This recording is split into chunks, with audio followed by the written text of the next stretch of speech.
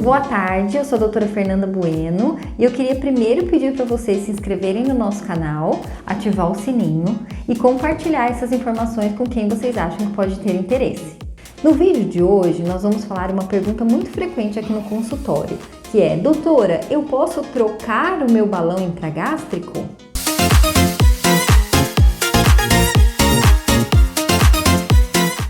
Hoje em dia existem no mercado dois tipos de balões que dependem da durabilidade. Nós temos o balão com duração de 6 meses ou o balão com duração de 1 ano.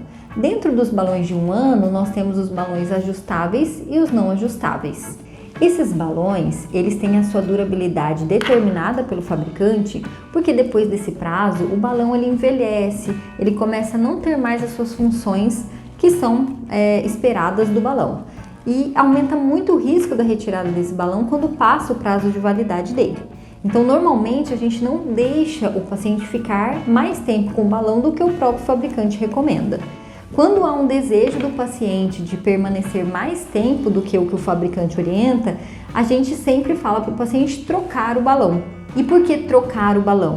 É muito comum o paciente achar que a gente troca o balão no caso de pacientes que não tiveram sucesso com o primeiro balão e querem ter mais sucesso no segundo balão. Isso não é verdade.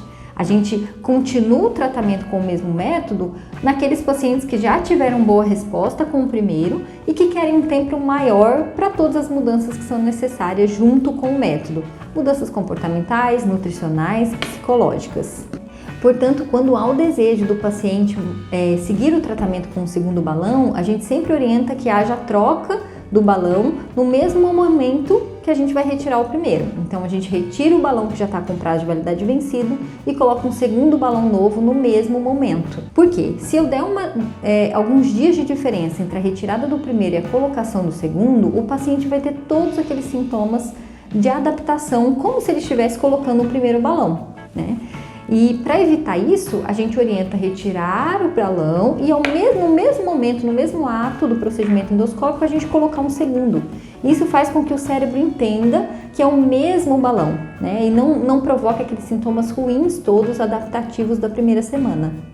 Então, esses sintomas eu gosto de ilustrar para o paciente de uma forma simples. Imagine que o estômago está vazio e eu vou e coloco um balão de 600 ml de uma vez, que é como acontece a colocação.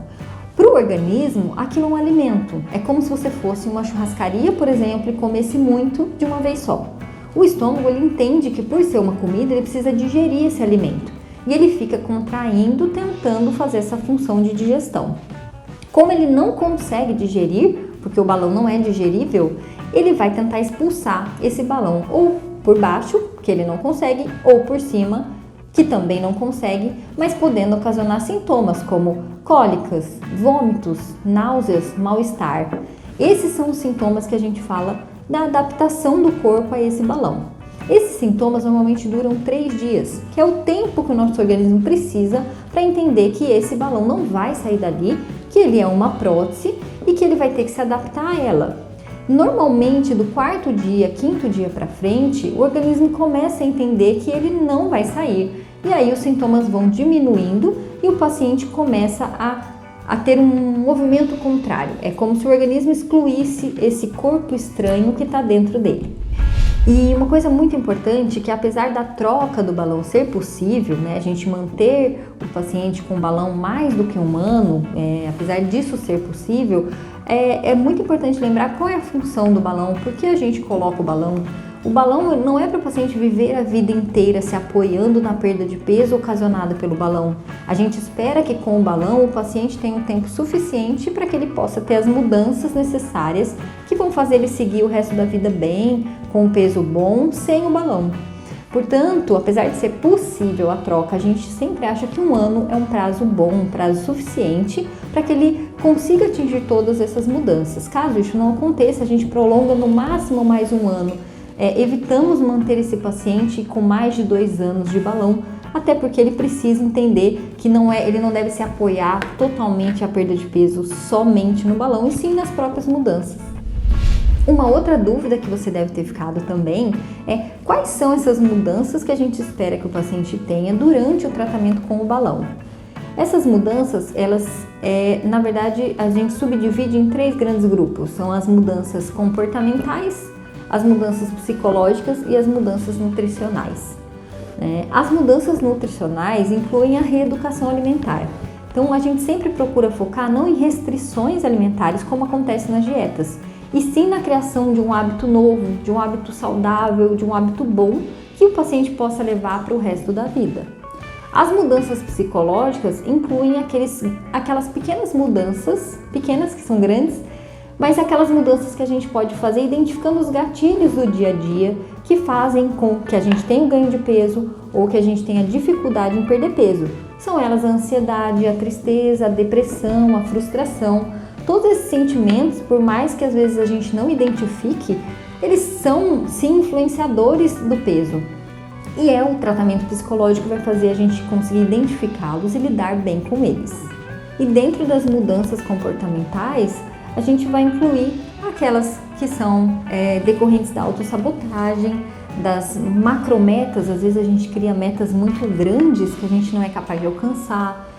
A adequação de expectativas, às vezes a gente espera atingir perdas que não são possíveis. Então, toda essa mudança de comportamento, de pensamento também são muito importantes. E isso também a gente vai abordar durante todo o tratamento com o balão.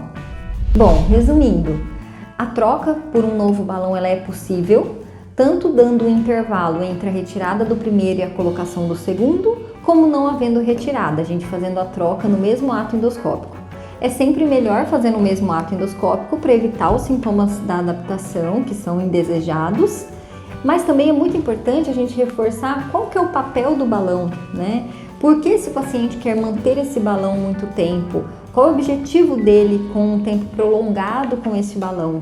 Todas essas questões são muito importantes para a gente conseguir fazer o paciente ter as mudanças que são desejadas e que ele vai levar depois para o resto da vida, para que ele não dependa apenas do balão para perder peso. Se você gostou das informações, não se esqueça de se inscrever no nosso canal, dá um like, ativa o sininho e compartilha com todas as pessoas que você acha que essa informação pode ser útil. Até mais!